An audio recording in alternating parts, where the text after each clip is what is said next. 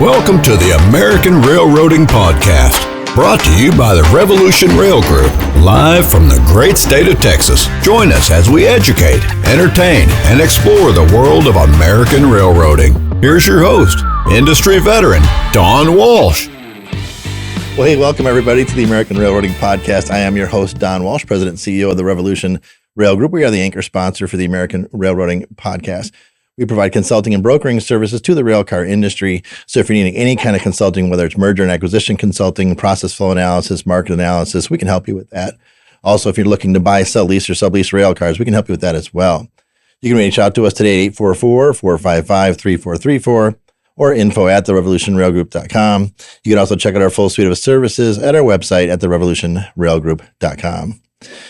So believe it or not, and producer John, I don't know if your mic is hot, but it is. It is our second anniversary episode today. Happy second anniversary, Don. Thanks, buddy. And happy anniversary to all of our followers as well, because it's because of you that we're able to do what we do, and our sponsors, which we'll be getting into in a little bit.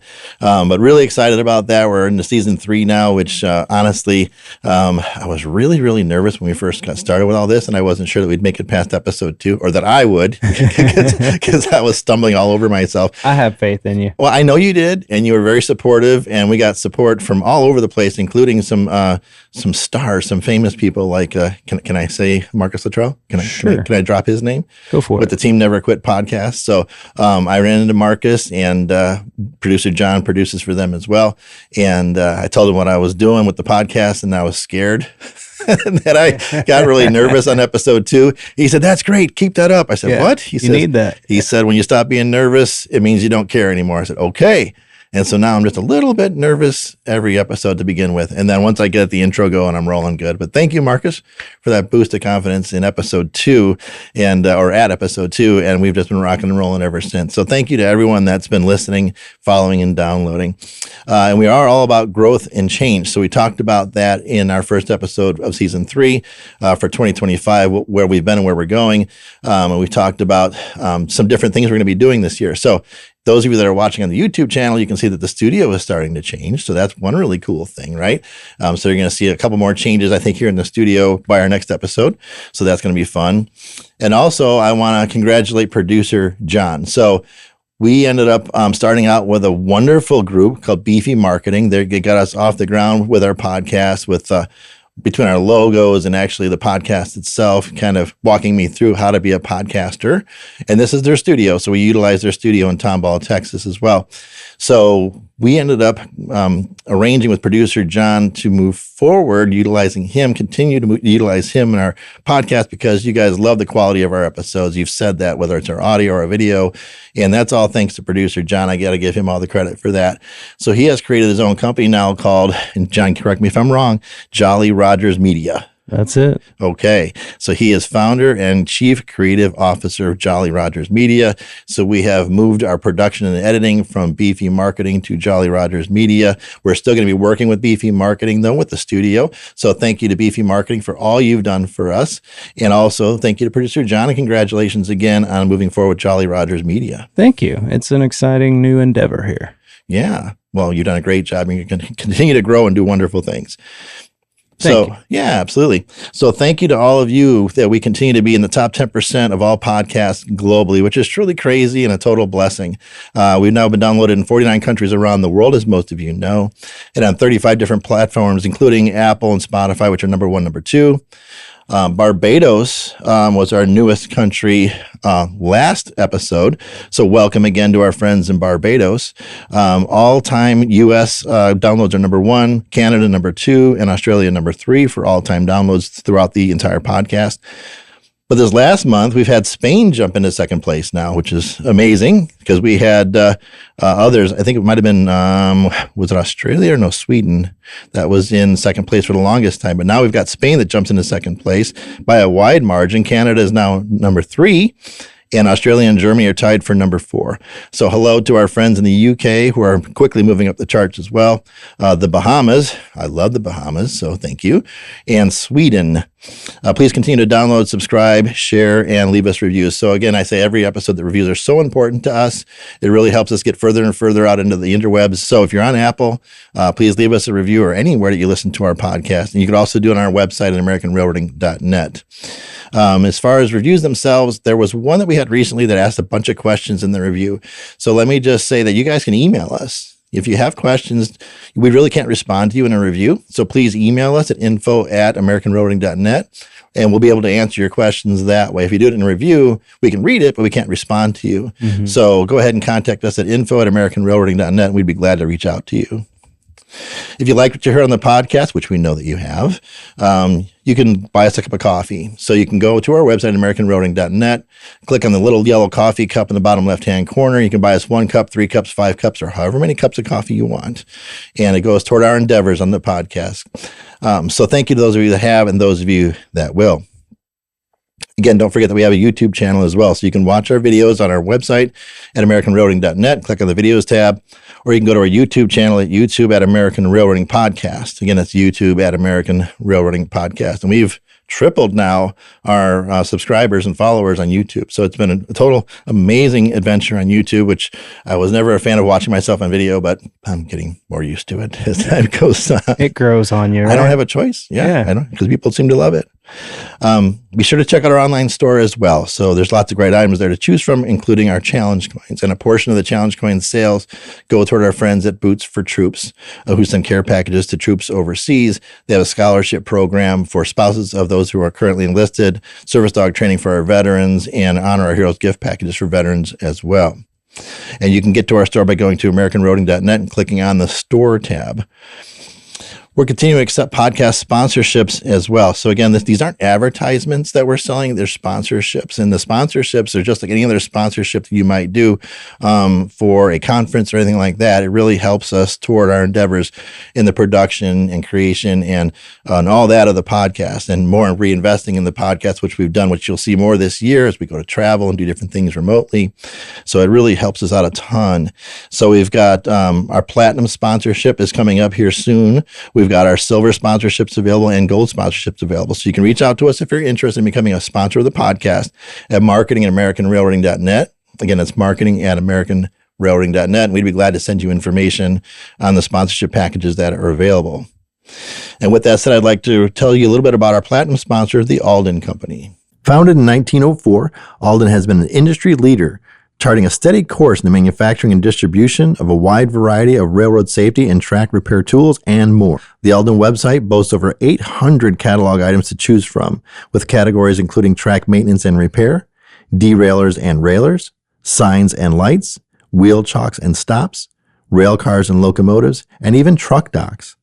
Alden provides outstanding customer service with a wide variety of solutions, and when you call them, you will always get a real person to talk to, not an automated service. While based in the Chicagoland area, the Alden name is known internationally, and with over 120 years in the rail industry, they're a company you can count on. Please reach out to our friends at Alden today at 847-623-8800 or e-rail@aldenco.com. You can also review all of their products and resources on their website at www.aldenco.com. Alden, keeping things on track since 1904. And I want to take a moment to thank the Alden Company for being our first ever sponsor and our first ever platinum sponsor.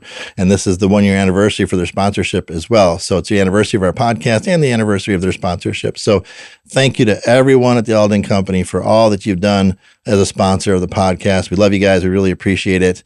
And thank you so much. So for today's episode, the economy is something we've all been talking about, especially recently. It's always an important topic, of course, and even more so after a presidential election. So I thought now is as good a time as any to have an updated discussion. It's been almost a year since we talked about the economy when we had Professor John Doggett on from UT Austin. I thought it was a good time to update the discussion and current status of our economy and various factors that influence it as well. So our guest for today is a friend of mine that I met at the Midwest Association Rail Shippers Conference, and I quite honestly was blown away by his presentation. So no pressure, No pressure at all. But our guest for today is Tom Landstreet. Tom is CEO and founder of N3L Capital Partners, LLC, and co-founder, and Tom, I apologize if I pronounced this wrong, but Trusco Investment Management. I think I got that. Trusco. Thank you. Trusco Investment Management. I was so close. And both are based out of Nashville, Tennessee. Tom was born and raised in Nashville, Tennessee. Ms. Landstreet studied literature at Auburn University and advertising copywriting at the Portfolio Center in New York. Tom began his career in advertising at Ogilvy and Mather in New York City. He then moved on to being a managing director of institutional sales for the Robinson Humphrey Company, a financial advisory company in Atlanta, Georgia. From there, Tom became head of institutional sales for Avondale Partners, an investment bank in Nashville, Tennessee. And in September of 2006, Tom joined Laffer Associates, an institutional economic research and consulting firm in Nashville, Tennessee, as vice president, where he went and spent 4 years working with Dr. Arthur Laffer and created a popular weekly economic commentary based off of Dr. Laffer's supply side framework. As CEO and founder of N3L Capital Partners, Tom analyzes government policy and its incentive effect on behavior and prices on the global scale. In 2011, Mr. Landstreet also founded Standard Research Corp. And publisher of Connecting the Dots, Economic and Investment Research. As head of Standard Research, Mr. Landstreet advises major fund management firms on the investment ramifications of government economic policies, which sounds very important. Trusco Investment Management was founded in 2019 by Mr. Landstreet and CFA George Smith to help qualified individuals and private foundations protect and grow their assets. Tom is also a top contributor to Forbes.com and writes the Big Idea column for CityWire magazine. Tom performs public speaking, appearing at investment and industry conferences around the country, including the Mars Conference, which I met him at in Chicago in January 2025. He has also been a guest lecturer at universities such as Vanderbilt University, University of the South, and Tennessee State University.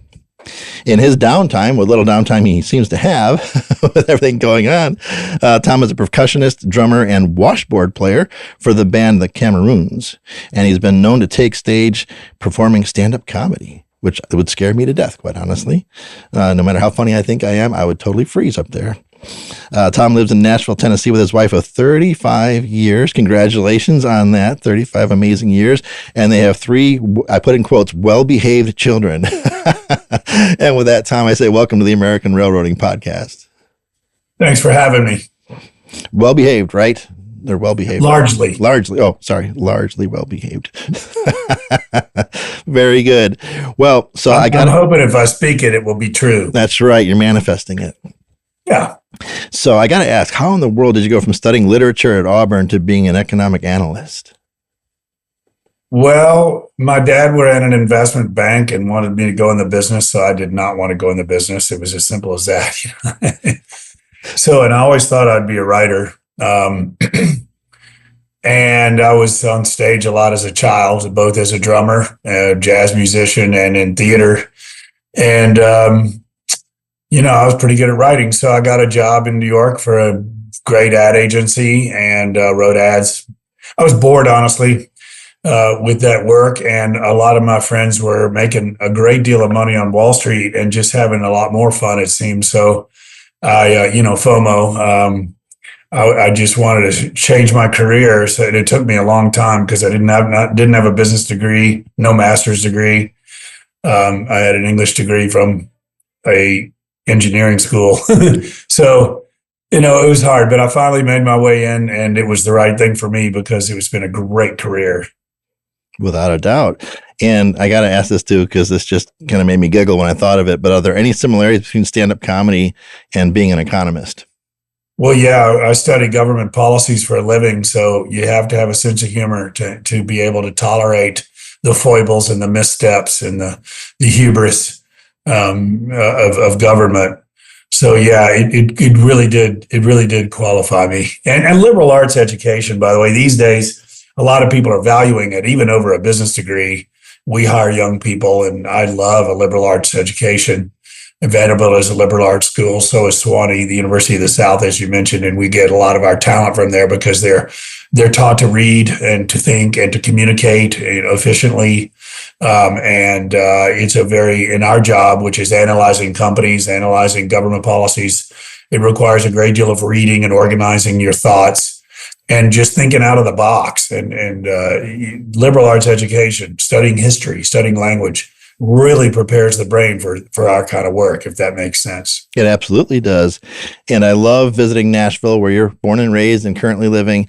And I'm going to be there actually here soon. We'll talk about that a little later. But what's it like living in Nashville, Tennessee? Well, it's funny. When I grew up here, it was sort of like Mayberry. I moved to New York City and told people I was from Nashville, and they would just basically look down to see if I was wearing shoes. Because they had no idea. But of course, Nashville now is quite well known. And, it's the city is growing so quickly with Californians and with sophisticated people from Chicago and other areas like your native city.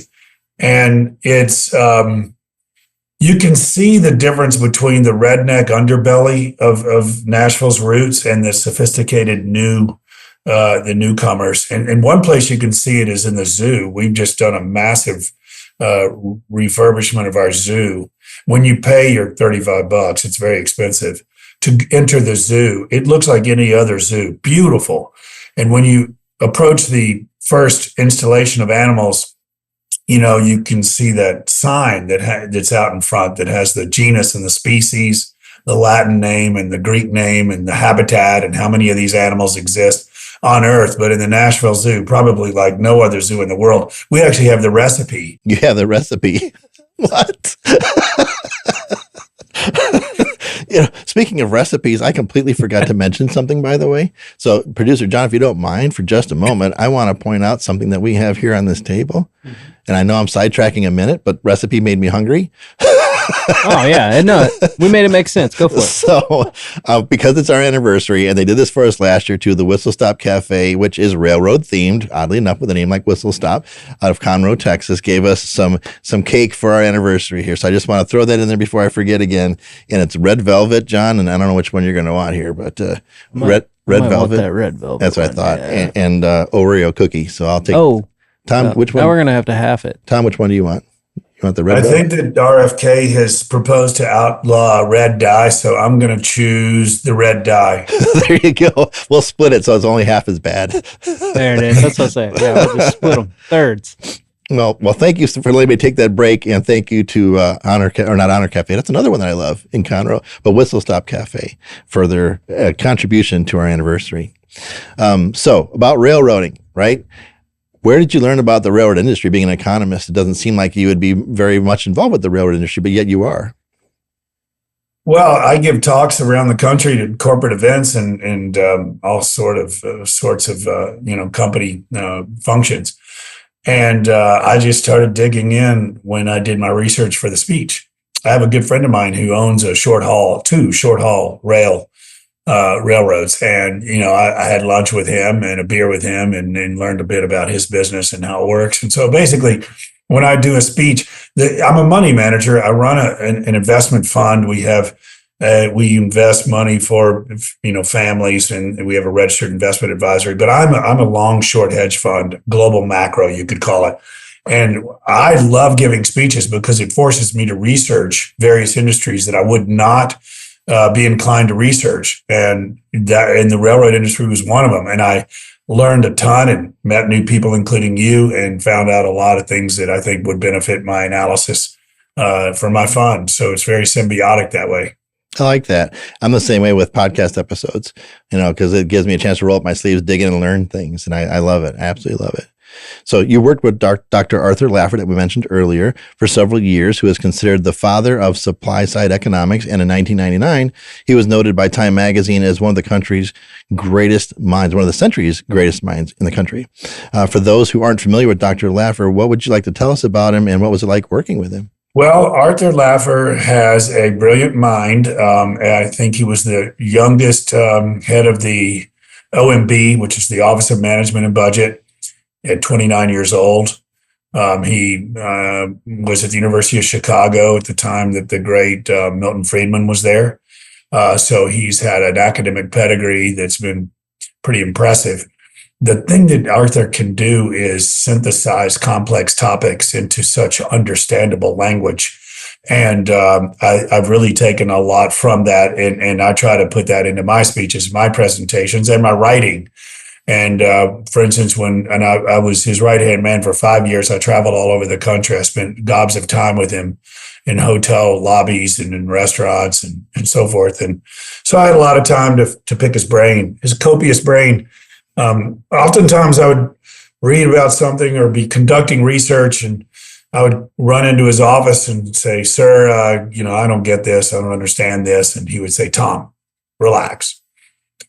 If it works in an economy of two people, it works." He would constantly say that when I was trying to puzzle over tax rates, tariffs, or whatever, regulatory policy. I was, and it's a brilliant way to synthesize the entire economy when you look at government economic policies. When you regulate something, Don, you get less of it.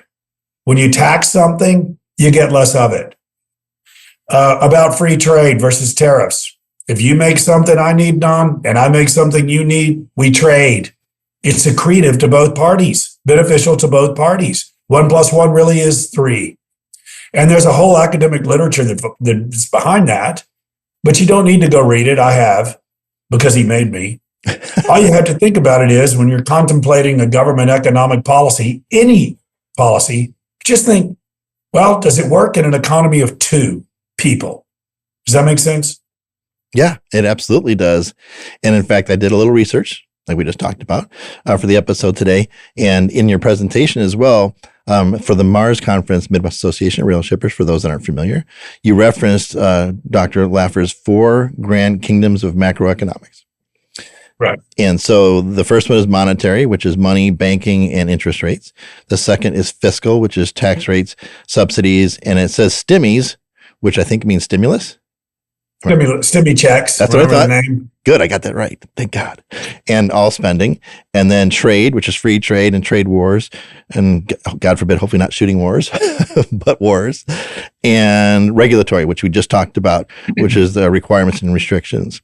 So I want to touch on each one of those individually at a high level in just a moment. But before we do that, I'd like to take a moment and recognize our gold sponsor, EnviroServe. EnviroServe is America's premier provider of comprehensive, reliable, effective, and eco-friendly environmental solutions for the rail industry. Their rail services include mobile rail car cleaning, flaring, interior blasting and transloading, removal and replacement of tank car service equipment, and leak testing, complete HAZ and non-HAZ waste handling, management, remediation, and disposal services, 24/7 emergency spill response, and more. To learn more, please visit their website at www.enviroserve.com. So regarding monetary, this was something you said in your presentation, and I hadn't really heard anyone say it this way, but it makes total sense. Inflation is defined as too much money chasing too few goods. So generally speaking, what could cause there to be too much money and too few goods? Okay, so let me start with the framework since you brought it up.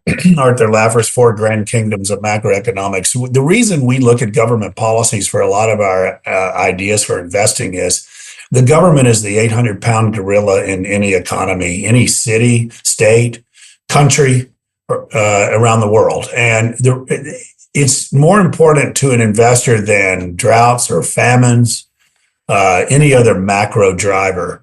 And it's because government never stops tinkering. It's always changing rules and regulations so quickly. And you can look at all government policies as falling into one of 4 categories. There's monetary policy, like you said, which is central banks and interest rates and banking regulations. Regulatory policy, which is restrictions and requirements placed on businesses. Trade policy, which is free trade, as you said, versus tariffs and restrictions on trade. And then there's monetary, fiscal, trade, and regulatory policy. Fiscal would be the Treasury Department, like you said, taxation and subsidies and stimmy checks and so forth. So those are the 4 grand kingdoms. Monetary is the central banks. They print money, they create liquidity, and they bail out economies for, when times are tough, which they have done for us in the last couple of decades. There was the great financial crisis, as you know, and then there was the COVID crisis, where the Federal Reserve printed trillions of dollars of money, created it out of thin air, and then injected it into the economy, lifting asset prices, which would be everything from stocks to bonds to real estate and so forth, hoping that money would matriculate out into the economy, lifting all activity and basically buoying the economy at a time of stress, which it did. But the $9 trillion Federal Reserve balance sheet was unprecedented in human history. And so there's where you get the too much money. They've printed and injected trillions of dollars of money into the system, and it's still there. And so when you have too much money chasing too few goods, you've got inflation. That's a Milton Friedman quote, by the way, one of his many on inflation. Well, and I'm glad you brought it up that way, because that makes total sense, even to someone like me who isn't an economist. And I believe, and correct me if I'm wrong, but one of the controls often used to combat inflation are interest rates, which are controlled, again, as you said, by the Federal Reserve. So how exactly does that process work, and is it working? So, inflation obviously became an issue, even though the Federal Reserve Chairman Jerome Powell repeatedly said it was transitory.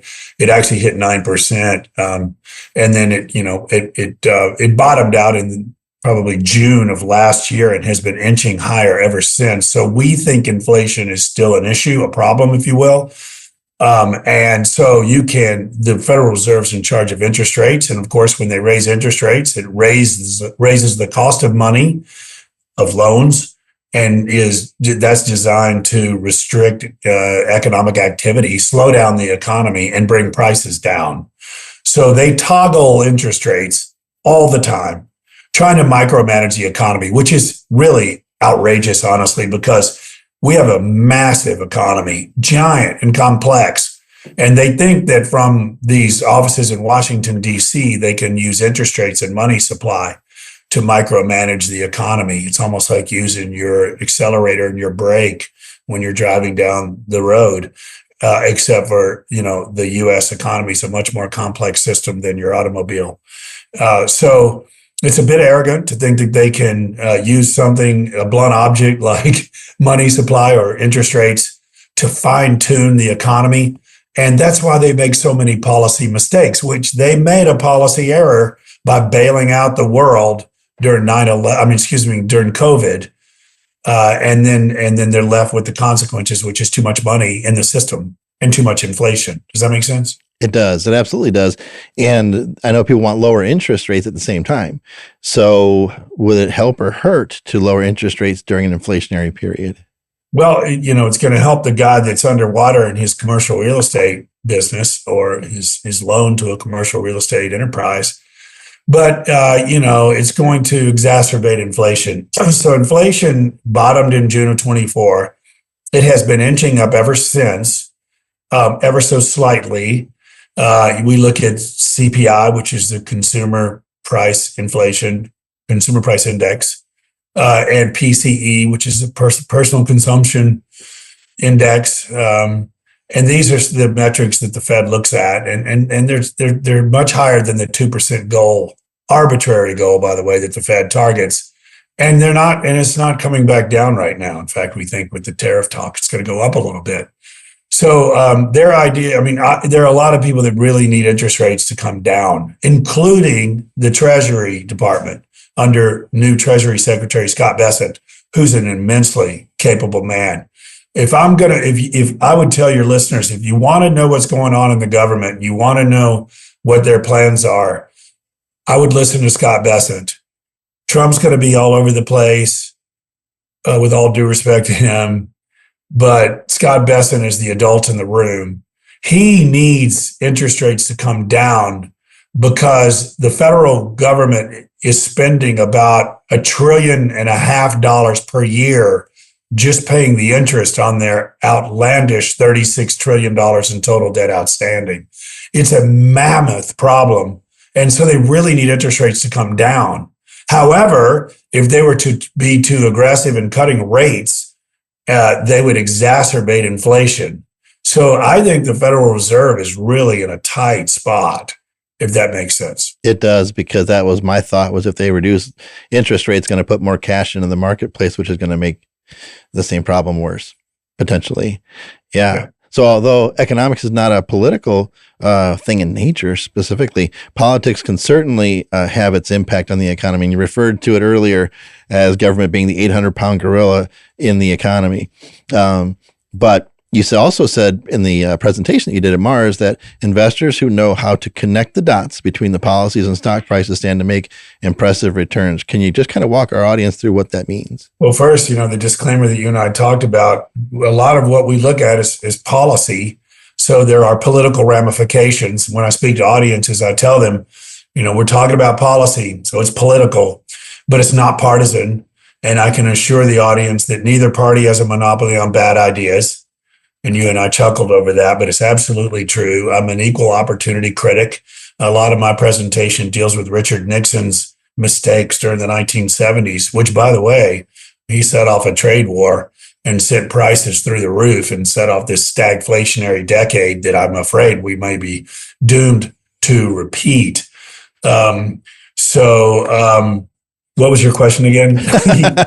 So you had mentioned in your presentation at Mars how to connect the dots between policies and stock prices. Right. Yeah. So how would that work? Well, for instance, if you tax something, you're going to get less of it. An example for maybe your listeners, there's something called the bonus depreciation rule. I bet you're aware of that. The federal government, Treasury Department, messes with the bonus depreciation levels. When they want to boost production, they'll cut the depreciation rate. And when they're flush, they'll raise it. So they'll move it up and down, and they try to basically incentivize consumption by giving people a temporary tax credit to buy it now. And that's what accelerated depreciation does. It basically reduces your tax cost of making a big ticket purchase, for instance.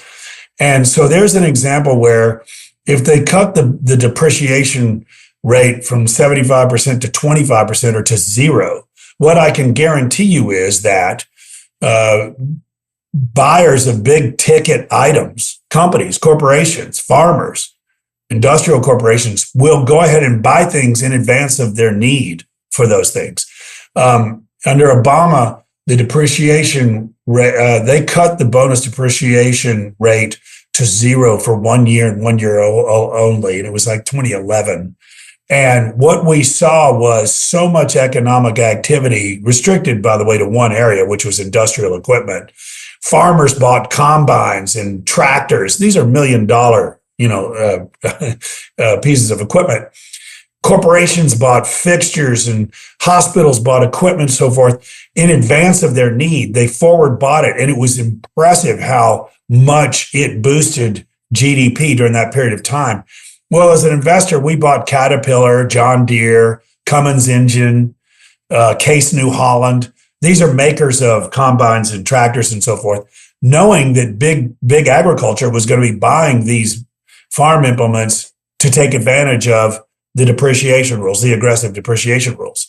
And the stocks went up like 45% within 6 months. And then when the bonus depreciation rule expired and it returned to the higher level, they had already, remember, they pulled forward demand.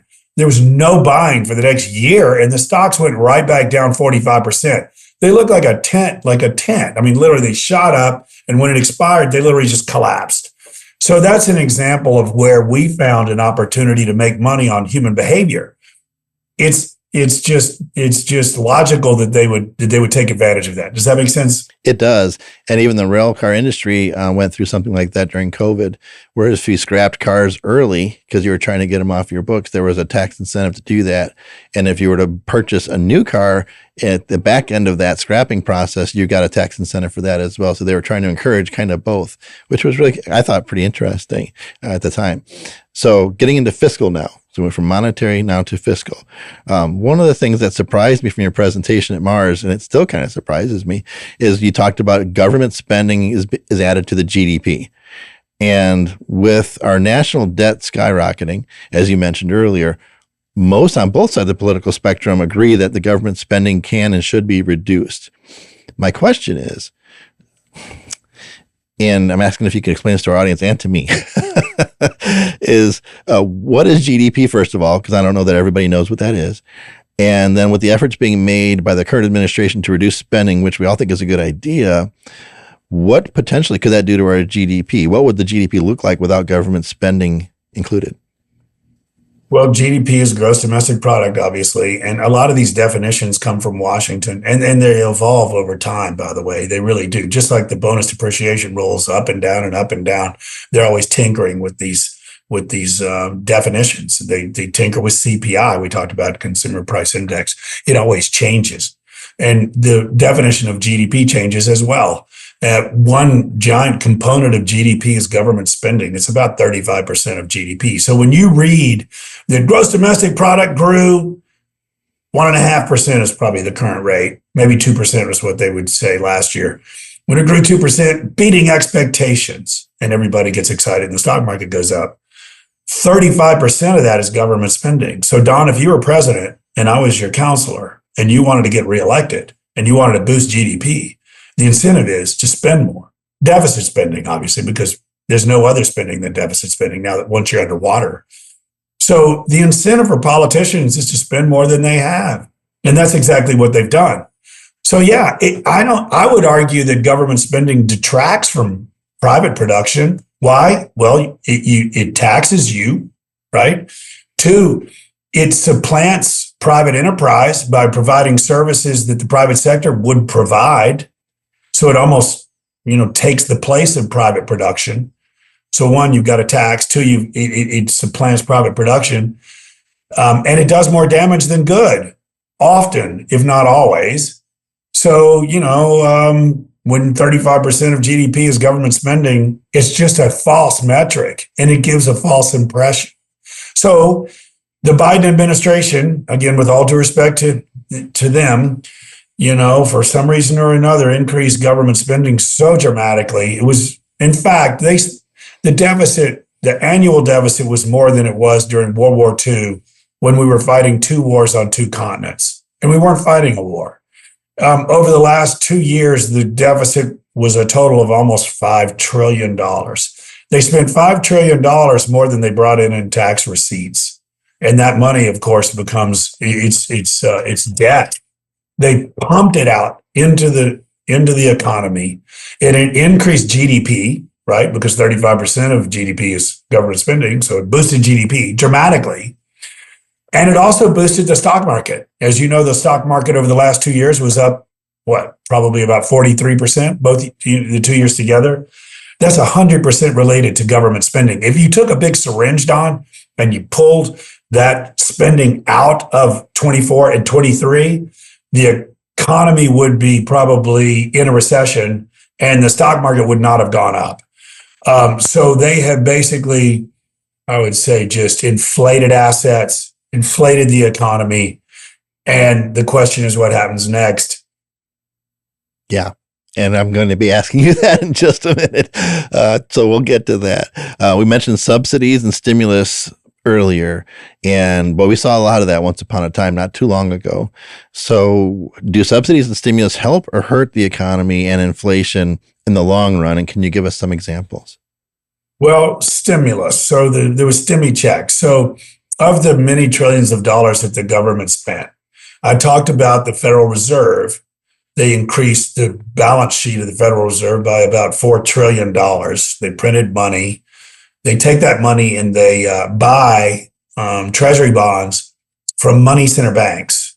Money center banks are the biggest banks in the world. JP Morgan, Goldman Sachs, Morgan Stanley, Wells Fargo, Bank of America, what was CSFB used to be, but also like HSBC, which is Hong Kong, Singapore Bank Corporation. So these big global banks, they print the money, they buy bonds from those money center banks, thereby injecting the money into the capital markets again being where I live, which is stock market, bond market, private equity, venture capital, and real estate. They inject money directly into like the main aorta of the capital markets, hoping that money will go out into the vascular network and into the capillaries of the economy, lifting all activity and saving the day from COVID or saving the day from the great financial crisis. That's one way to stimulate by money printing. The other way is stimmy checks. And they sent something like $4 trillion in the form of PPP loans, which I don't begrudge anybody but for taking, by the way, because they forced your business shut. So it's not your fault you had to shut down and quit operating. So I don't begrudge anyone for taking the PPP loans, but boy, did they send a lot of money, mailbox money, really helicopter money. And they sent it in the form of stimmy checks, which I made too much money to get a stimmy check, but my kids did while they were in college. They just got $2,000, showed up in the mailbox. It was $2 trillion of that and $2 trillion of PPP loans that were forgivable. So let me ask you a question, Don. When you pay someone not to work, what do you think happens to their work effort? It tanks. Correct. So this turned out to be a real wet blanket on economic production. So that's what happens when you stimulate, and that's what happens when you bail out companies. And another example, Silicon Valley Bank, which you're aware, went under in March of 2023. Remember, there were two banks that went under. Silicon Valley Bank was one of them. And, they were irresponsible in the way they managed their balance sheet, and they got caught upside down and they went under. And so what did the Federal Reserve do? Bail them out with about trying to think how much was this, $700 billion, nearly $1 trillion of a bailout of two banks and all their creditors and all their depositors. So your child's done something wrong. What do? Bail them out?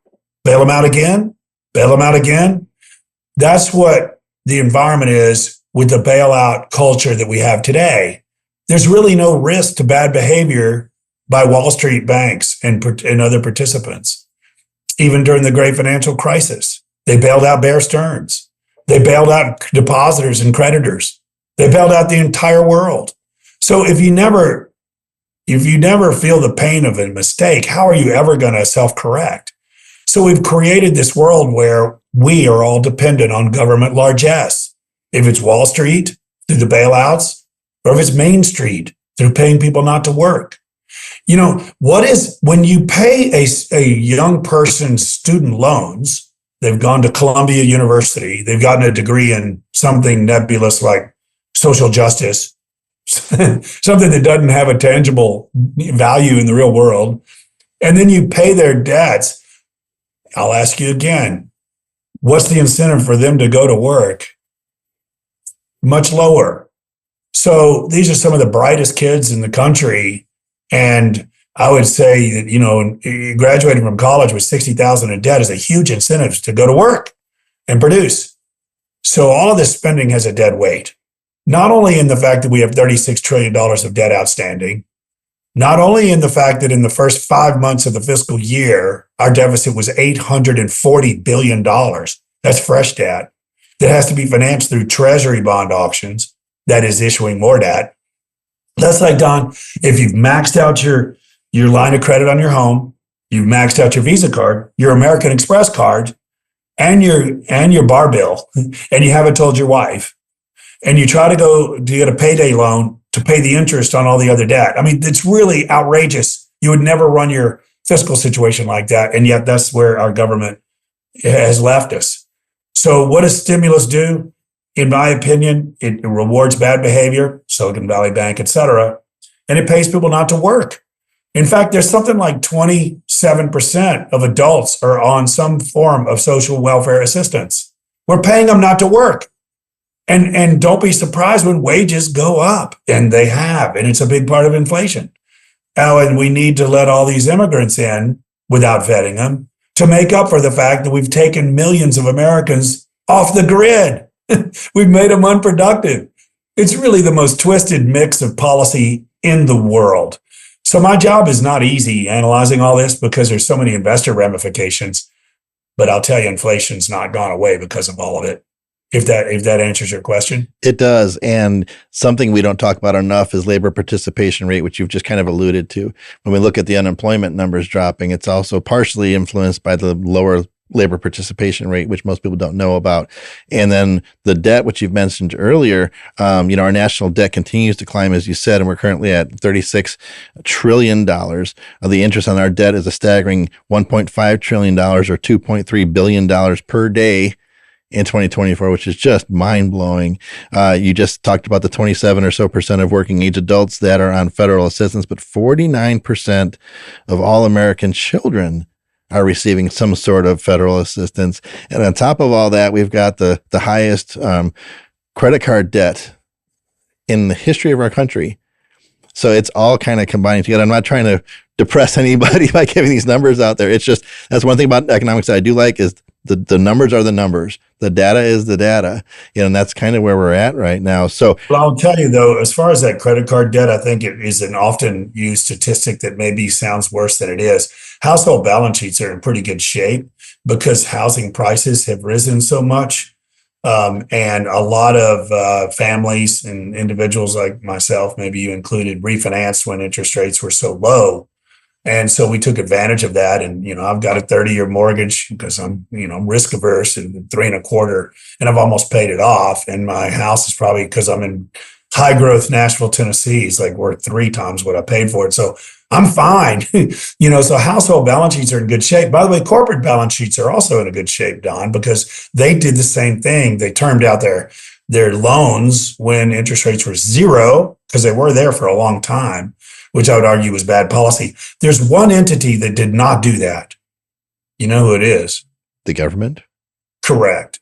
In fact, they went the opposite direction.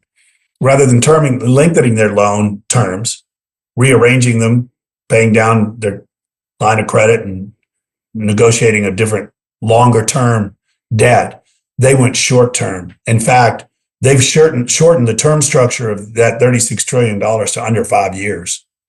So, in other words, our national debt is not in 20-year bonds or 30-year bonds, like my 30-year mortgage.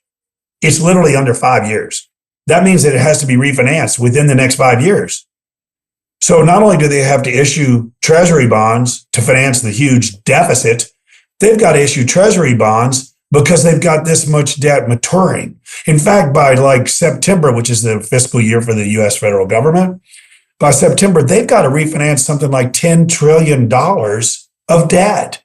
And they've also got to, as I told you, fund the deficit of what is now about 2.3 or 4 trillion.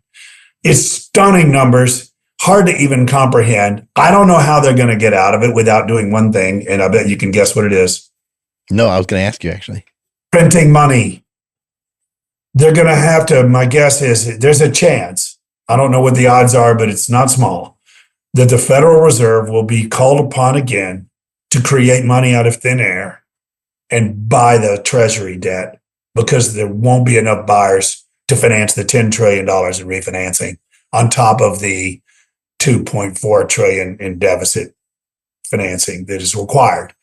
So they may have to then print money and just buy that debt. They call that monetizing the debt. And if your viewers go Google debt monetization, you'll probably see examples come up on your screen, like the Weimar Republic in Germany, where they had hyperinflation of like 1,000% a minute. It was outrageous. Or Argentina under Juan Perón. We all know about Zimbabwe. You've seen the pictures of the, $1 million bill. These are hyperinflationary periods in history, and that we're actually, seems like to me, as a history buff and one who has to study this stuff, we're not that far off. We've got a great economy. Zimbabwe does not. But Argentina was the 4th richest country in the whole world in the late 1800s, early 1900s. 4th richest in the entire world. Now it's nowhere near that. That inflation completely crippled that country. And they're starting to recover, by the way. A beautiful story in Argentina currently, but that's the dilemma we're in. It almost sounds, the way you described it, as like a balloon mortgage, or what used to be a balloon mortgage, right? It's exactly right. Yeah. Goodness. Yeah. So you've got, 5-year mortgage, right? And in 5 years, you either refinance it or pay it down. And when you refinance it, the rate floats. So if you've got a lot of people will get a 5-year mortgage because they can get it for 2%, and they think they're going to either refinance or sell the house or pay it down. And if they can't, when that 5 years is up and it floats to 6%, they're completely screwed. Yeah. Yeah. Well, and a lot has happened since our episode last year on the economy with Professor John Doggett, nearly a year ago. And in November 2024, we had our presidential election. So that was one big major change. On January 6th, 2025, a new administration entered the White House under President Donald J. Trump, number 47. And President Trump has made public a plan to improve the economy, his plan to improve the economy and reduce inflation that has been referred to as spokes in a wheel, which include, if I'm understanding correctly, reducing the cost of energy by increasing production, or as he puts it, drill, baby, drill, reducing government spending, reducing regulations and restrictions, and bringing manufacturing back to the U.S. So this takes us to our next topic, which is trade. So we've been hearing a lot about tariffs. And it's been, it scares some people to hear the word tariffs, and there's been a lot of talk about them. So it's being said that the tariffs are going to be utilized in part of encouraging manufacturing growth to come back to the U.S. So my first question is, because not a lot of people know the answer to this, what is a tariff? It's a tax on exports or imports. Each country has their own tariff regime. Politicians use them to punish their trading partners or to incentivize production of this or that at home.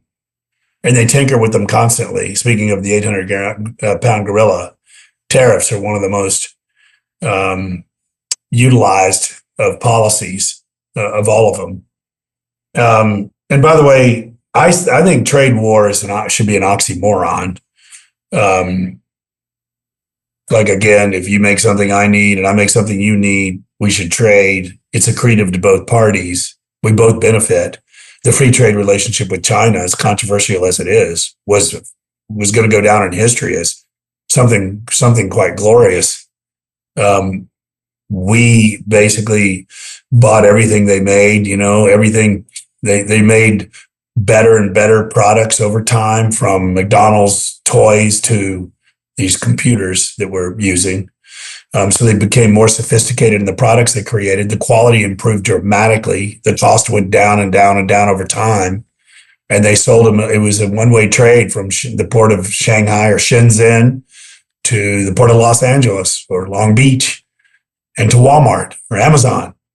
And everything we own is made in China. It's been very beneficial, honestly, to us. It was beneficial to them. We brought 300 million Chinese out of abject poverty. So I know that's controversial. We probably could have negotiated a better deal, no doubt about it. But you know what? It was still phenomenally accretive to both parties. So back to tariffs, they're taxes. And like I said earlier, when you tax something, you get less of it. So tariffs, and especially the constantly moving target of tariffs today, it's changing by the hour. I mean, I've got charts on my computer. You can't see them from where you are, but I watch stocks go up and down based on what Trump's saying about tariffs today or this minute. It's hard to be an American corporation and make plans and budget plans and production plans when you have no idea what the cost of importing or exporting is going to be. And so this does lead to higher prices. They are inflationary. And in fact, I listen to conference calls, earnings calls, and I've listened to 3 or 4 where they said we're raising prices again. So tariffs are inflationary no matter how you slice it. You can argue that we don't have a fair trade deal, and that I'm not going to argue that. But I'm just telling you right now, inflation will be the result. And that puts the Federal Reserve in a tougher position when it comes to interest rates. So a tariff is a tax. It's a targeted tax, and it's hyper targeted by politicians. They may Trump doesn't want us to export our chip technology, so he basically puts trade restrictions on chips. Maybe a producer of wood wants to punish us. That'd be Canada, so they put a tariff on wood exports. It's unfortunately become a weapon when it could be a a benefit to both parties, if that makes sense. I don't like what I see here. And tariffs, trade wars often evolved, as you said, into hot wars. They do. They did in the 70s. And we got a couple of hot wars going on right now, as I recall. So there you go. But tariffs aren't anything new, so it's not like they just started in the last 6 months or so, right? And do other countries charge tariffs on United States products as well? Yeah, they do, but you could argue that everybody gets a better deal than we get, and that could be true. I've got a task where I'm going to really analyze in detail the global tariff regime. I've started work on it, and my God, is it complex? Oh my goodness, it's unbelievable. Every little item has its own price. That alone is damaging to production. Just having all these various tariff regimes on various products, it makes it very difficult for a company to be able to operate in that environment. So yes, you could argue that we've given more than we've taken, and I'm not saying that that's not the case. I do wish President Trump would negotiate with our trade partners in the quietude of a back office, and not do it so publicly, personally, partly because it makes it more difficult for our own companies to operate in that environment. Some say, well, he's a brilliant, third, what do they call it, a level 3 chess player or whatever, and that he uses this bombast to scare them into submission. That might be the case. It's not my style. Don, if you and I were trade partners and we were relying on each other, I'd be sure to take you in private and discuss it with you, and so that I didn't embarrass you. And remember, you and I are Americans. We're brothers in a way. But when you go to India or you go to these countries, we're not. It's a different culture. It's a different economy, different politics, different people. And I mean, that's why they send students to Georgetown to learn diplomacy, so that we can be diplomats. What does the word diplomatic mean? So it really pains me, although I like Trump's deregulatory policies. I like the fact that he's going to freeze tax rates so that they don't go up. Like Biden wanted to raise taxes, and so did Kamala, significantly. Freezing that's very good. Thank you, sir. Thank you for the regulatory policies. Thank you for Doge. Somebody's got to stop the spending now, or guess who we become? The Weimar Republic or Argentina or Zimbabwe. We're Banana Republic level. So thanks. But can you please negotiate trade behind closed doors? It pisses them off. It's almost like if I punched you in the face before I started the negotiation. What's your mood for negotiating if I slapped you? Well, you're probably going to react more aggressively in return than you would if I was calm and diplomatic, right? All this stuff, to me, is hard to watch.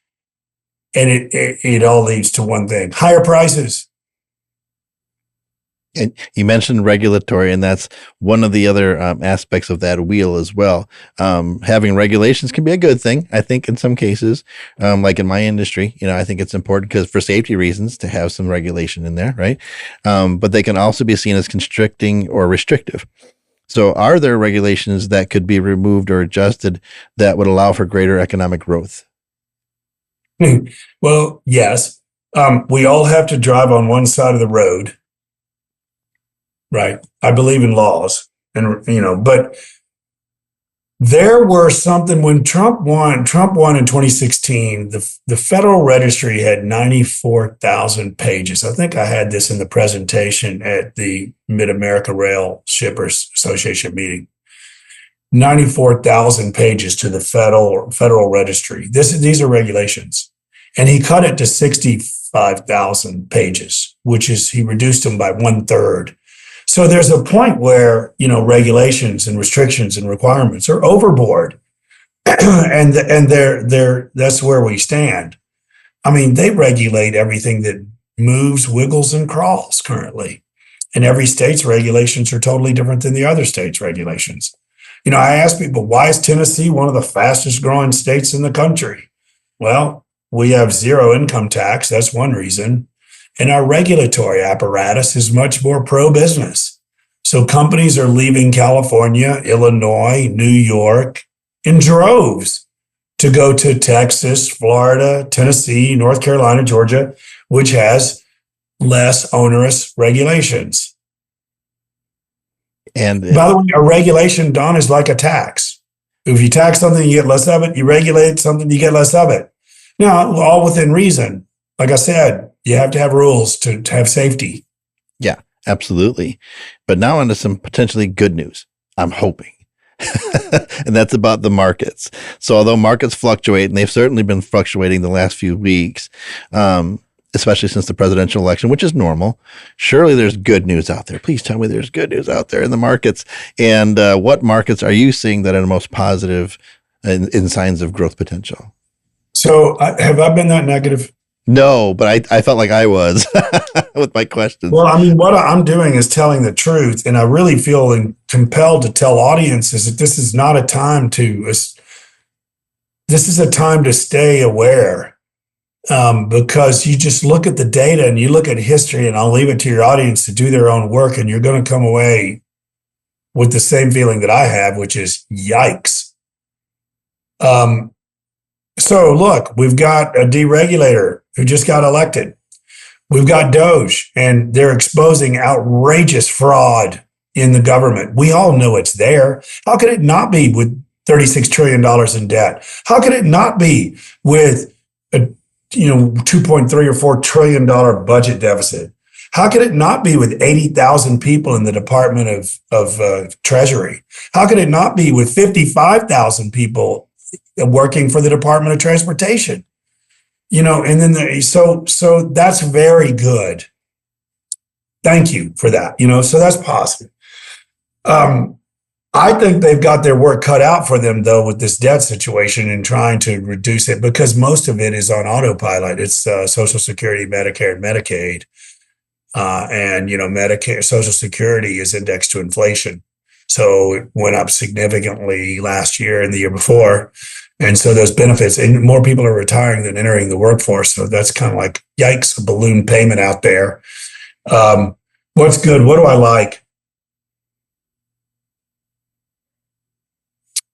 Technology obviously is doing great.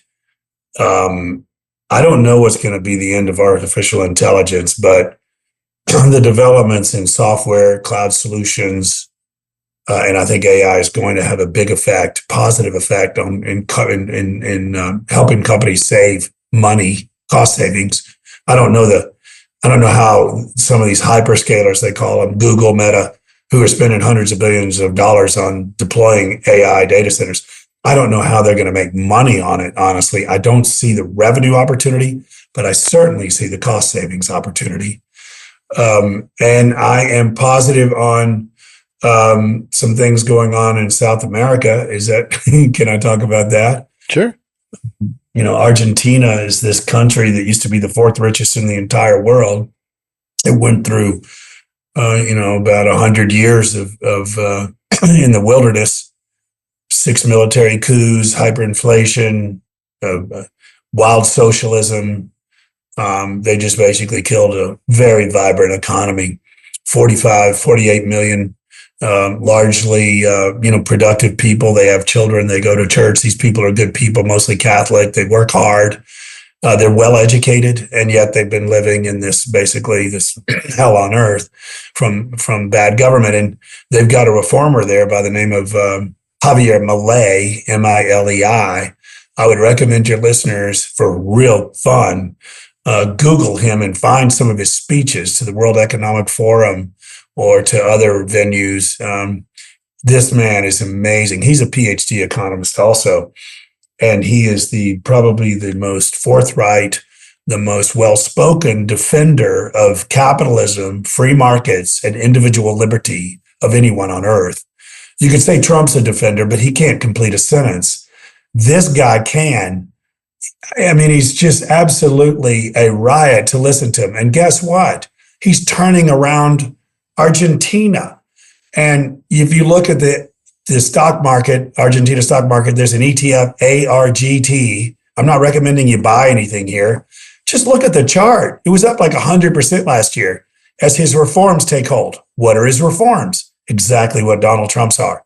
He's deregulating. In his case, he's cutting tariffs, both import and export, which have basically wounded their productive economy. He's broken the back of inflation using the free markets to do so. Why I bring him up is, one, he's worth listening to because it's exciting. And it's a good lesson in economics. And two, if you can turn around Argentina, you can turn around anything. And so he's a bright spot on earth. India is doing very well, by the way, as well. So, and then I like U.S. technology shares. I own gold and silver because I'm afraid of inflation. And I think that despite the best efforts of the Treasury Secretary, Scott Bessent, who I told you is absolutely the person to watch, for when you're looking at what the government's going to do, Scott Bessent is absolutely the person you watch. We have a very competent team, but I think that the task is going to be very difficult. So I'm very cautious on the U.S. economy currently and the markets. Again, if I'm correct that GDP was, benefited so substantially from wild deficit spending, what happens when they take the punch bowl away? You're going to have an economic downturn to some degree. Is it healthy? You bet it is. Is it necessary? Yes. But what's it going to make the metrics look like in the short term? Probably pretty negative. Today, the Conference Board came out with some statistics. Conference Board is just one of many publishers of data that we watch. And it showed that consumer confidence is falling rather quickly right now. And that the expectations for future inflation has gapped up significantly. That's what's called stagflation. That's what we had in the 1970s. It was a 13-year grind where prices remained high and rising and growth was subpar. There were things to own in the 70s, and gold was one of them. Natural resources and property and casualty insurance companies did extraordinarily well. Guess what? They're doing really well now. I just see so many similarities to the 70s. Again, these aren't recommendations. I'm just talking, I'm not talking my book. I'm just suggesting that history may, what did Mark Twain say? History doesn't repeat itself, but it rhymes. And I think we're kind of in a 70s period currently. Yeah. And specific to the railroad industry, markets like construction, manufacturing, intermodal, energy production, and food production are very important to our industry. So are you seeing anything positive in these areas? Well, yeah, the reshoring trend, if it's real and if it lasts and they don't give it up, it's going to be very good for U.S. production. That's true. It's going to be inflationary, but it's going to be good for people that make stuff here in the United States. Remember, there's going to be an election in 4 years. There's no telling what happens. Will this policy continue? You've seen these announcements of 100 billion and 100 billion here and 100 billion there of reshoring. Obviously, I'm not against it, but does it last? I can't say, but it's going to be really great for U.S. producers. Yeah. And LNG has been a strong market in the U.S. for some time now. And then also recently, and I'm sure you're aware of this, President Trump removed the ban on the export of LNG, which I think will help boost the LNG market even further. At least I'm hopeful that it will. And just a reminder to our listeners who are familiar with PHMSA, there was the PHMSA ruling on HM 264, or we're waiting on the PHMSA ruling for HM 264, which was put on hold for further discussion during the previous administration. So just a reminder to everybody that PHMSA is to be making that final ruling on LNG shipments by tank cars by July, I believe, of this year. So we should hear something one way or another, whether it's going to be you can't ship by tank cars or you can. And I'm hoping, not trying to influence anybody, but if you can, it's going to be a huge savings for those that ship LNG. You strike a very good observation that America is so full of natural resources that have been underexploited. You could argue natural gas being the most beautiful among them. It's very low carbon, and it provides what's called baseload power. You know what that is. Whereas wind and solar are not baseload power. They're variable sources. If the wind doesn't blow and the sun doesn't shine, you don't have any power. There's no efficient way to store it nor transport it. They're just very inefficient. We need something that's called baseload power. Nuclear is exciting, but it's 10 plus years down the road. Natural gas is literally just spewing out of the ground in America. It's abundant, it's cheap, and it's low carbon. It makes sense to utilize it. And LNG is obviously an amazing process of freezing it, calming it down so you can ship it overseas, sell it to people who really need it. Like Germany, 40% of Germany's power comes from wind and solar. So once again, when the wind doesn't blow and the sun doesn't shine, their natural gas prices jump 300 or 400%. We can ship them ours because we're not that stupid yet. I think we interrupted that process of going fully wind and solar, but I'm very bullish natural gas and LNG. Yeah, and now we can export it again. So I'll be waiting to hear what FEMSA has to say in July regarding moving in tank cars. So for those of you listening, you can still move it in an ISO container on a flat car with FRA approval, but we're hoping to hear about the tank car shipments here in July 2025. So if you had to pick one thing from today's episode together that you'd like our audience to take away from our discussion, what would it be? Well, I would say that this seems to me like a time when we need to be careful with our personal and business affairs. The one driver of the economy, which was federal government spending since COVID, cannot continue. So we're going to see the economy change. It's going to go through a process of changing. If we're going to repatriate all this production, et cetera, that's a long process. It's a time to be really careful, I think, and not take a lot of risk in your personal affairs and your business affairs. And let's see how this settles down. Let's see how this year transpires. That's one thing for sure. Be careful. It seems to me like we pulled in risk, and I have personally pulled in risk substantially. And you can tell that you really enjoy what you do. People say they can see it on my face and they can hear my voice with what I do. I can tell the same with you. So what do you enjoy most about what it is you do? I really like the game of investing and trying to compete and beat the market or my competitors. So I love that. When, I give a lot of speeches and I'm not like a professor, although I study the economy for a living. And even my old boss, Art Laffer, when he was wrong, there were really no consequences to being wrong. Not to say he was ever wrong. But with me, there are consequences to being wrong. I lose money and it hurts. It's like getting a hit in the head with a shovel. And I really love that game, the brain teaser of analyzing the world and trying to find out what I think is going to happen, and then making a prediction and then putting money to work and being right or wrong. To me, it's exhilarating. At times it's debilitating, of course, because it's not easy.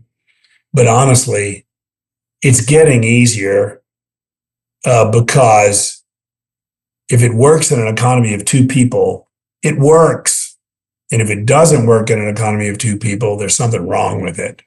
In regard to my economic policy research and trying to find stock ideas. The most difficult thing to my job is when narratives take hold that are rooted in either false information, false assumptions, or an incorrect reading of history, or actually no knowledge of history. And I get hurt by that frequently, whereby I've determined something's about to happen because of the data, but the data's wrong. And a lot of times it's GDP or it's CPI. The data is coming from the authorities. It's a wild world that I live in. There's $3 trillion a day of investing by machines, by computers, super high speed, algorithmic driven computers. So when news hits the tape, they call it, the news, the financial news, these computers can trade bonds, stocks, all these different assets, currencies, literally within milliseconds of news hitting. So you may see on CNBC, GDP was really strong. And I can sit here and watch on my screen all these assets just literally start moving right there, all of them at once. Whereas I'm a little slower than that, and I don't want to be that fast. I'll actually read between the lines and write, whoa, that's GDP actually fell, but it doesn't matter. Stocks moved on the headline. So it's a really wild world and dangerous.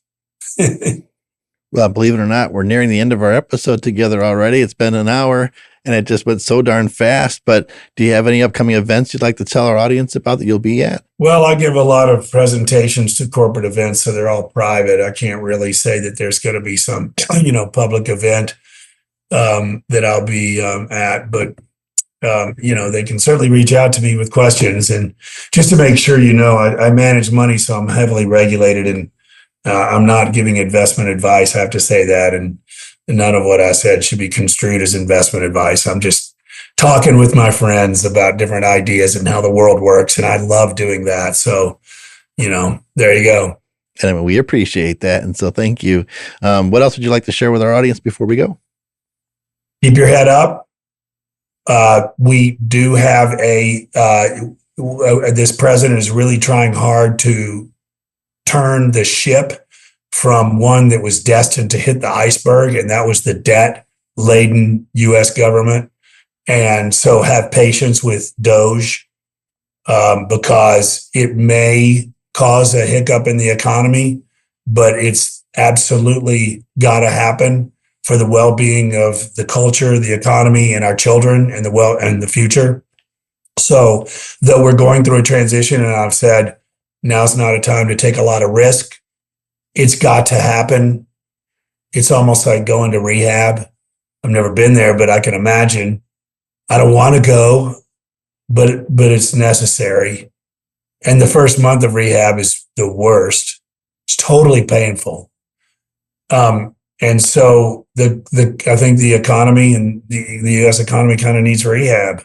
We need to quit being so dependent on government largesse and deficit spending. And if he can pull it off, it's a miracle. And I will be the happiest American. Now, where can people reach this happy American if they'd like to? I'm on Twitter at Landstreet. I'm on LinkedIn. You can ping me there. That's good. I've started a YouTube channel. I've got a couple of speeches on it. I've got somebody pushing me to start doing, I used to do 6-minute little daily briefings where I would rant about this or that. And I ran a lot. Most of them are humorous. And I'm going to start doing that on my YouTube channel. And I don't even know how to access it. What I'll do is, if anybody's on LinkedIn, I will put the YouTube channel on my LinkedIn page. Perfect. And start having fun with that. Absolutely. Well, would you like to join us again on a future episode, my friend? I'd love it. I love the railroads. I think it's cool. I have a train that goes by in the morning at 6 a.m. I grew up to the same train. I listen to that train every morning. It makes me feel great because it represents commerce and production. And it just is, I don't know, something really wholesome about trains. So like everybody, I romanticize trains. And I think it's cool. And I agree. And every time I see a train going by that's holding up traffic, I say, remember, those are jobs. Those are people's jobs. That's good. That's a good thing. I'm sorry it's holding you up right now, but that's guaranteeing jobs for people. Well, awesome. Well, thank you for joining us. I had a wonderful time. I know our audience is going to enjoy it as well. And look forward to having you on again in a future episode. Don, I loved it. Thank you. Don't go anywhere yet, because we're going to do my 2 cents. So the economy and markets can fluctuate, as we talked about today, and even be scary for people at times. But the railroad industry has been around for over 200 years and stood the test of time. But that doesn't mean that we can take our eyes off the ball, so to speak. We still have to stay vigilant on top of what we can control, such as operating costs, efficiencies, throughput, and working with regulatory agencies like PHMSA and making our voices heard. We are a major part of the U.S. economy and will continue to be for another 200 years and beyond. And that's my 2 cents. So don't forget, for those of you that are in the industry and that have a interest in the tank car world, that PHMSA has extended the comment period for HM265 until April 28th of 2025. So that's approaching quickly, especially as this episode comes out. So if you have an interest in that, which as a reminder is proposing removing sole responsibility from the AAR Tank Car Committee for the qualification of tank cars, the certificates of construction, and the qualification of tank car quality programs as well. So check that out, HM265. If you have a comment you'd like to submit to PHMSA, please do so by April 28th, 2025. So for me personally, you can come see me and hug my neck, as we say here in the South, at the AR Tank Car Committee meetings coming up in Nashville. So maybe I'll see Tom while I'm out there and hang out. It's April 14th through the 17th. And that's going to be a really interesting meeting for those of you going. I think you're going to agree, because we'll have PHMSA there, we'll have the AR there, we'll have the FRA there. It's always interesting to hear all the commentary. So again, feel free to say hello. And thank you to those that said hello at the recent SWARS conference. It's been really interesting and a lot of fun and humbling, honestly, to hear a lot of you come up to me and say, hey, there were people actually that came up to me at the conference, and when I was talking to someone else, and said, I recognized your voice from the podcast. That blew my mind, but at the same time, it was really cool. So thank you for that. And I had someone come up to me that's new to the industry and said that I've been learning about the industry through your podcast. So thank you for that as well. That's what it's all about. That's why we do what we do here on the American Railroading Podcast. And with that, I want to take a moment to again thank our platinum sponsor, the Alden Company. Founded in 1904, Alden has been an industry leader, charting a steady course in the manufacturing and distribution of a wide variety of railroad safety and track repair tools and more. The Alden website boasts over 800 catalog items to choose from, with categories including track maintenance and repair, derailers and railers, signs and lights, wheel chocks and stops, rail cars and locomotives, and even truck docks. Alden provides outstanding customer service with a wide variety of solutions, and when you call them, you will always get a real person to talk to, not an automated service. While based in the Chicagoland area, the Alden name is known internationally, and with over 120 years in the rail industry, they're a company you can count on. Please reach out to our friends at Alden today at 847-623-8800 or e-rail@aldenco.com. You can also review all of their products and resources on their website at www.aldenco.com. Alden, keeping things on track since 1904. And I'd also like to recognize our anchor sponsor of the Revolution Rail Group. So again, we're a consulting and brokering firm in the railcar industry. So if you need assistance with buying, selling, leasing, or subleasing rail cars, we can help you with that. We can also help you with any kind of consulting, whether it's merger and acquisition consulting, process flow analysis, merger and acquisition.